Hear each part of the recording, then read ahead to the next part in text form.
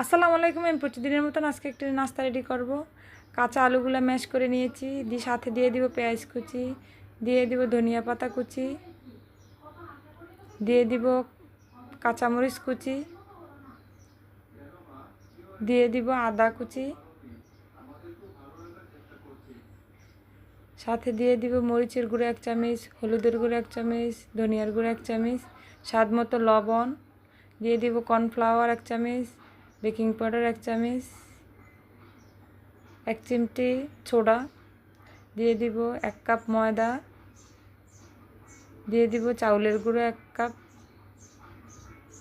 দিয়ে ভালো করে মাখিয়ে নিব। অন্য একটি প্যানে সবগুলো এক এক করে গোল গোল করে দিয়ে দিব। এখন উল্টিয়ে দিব।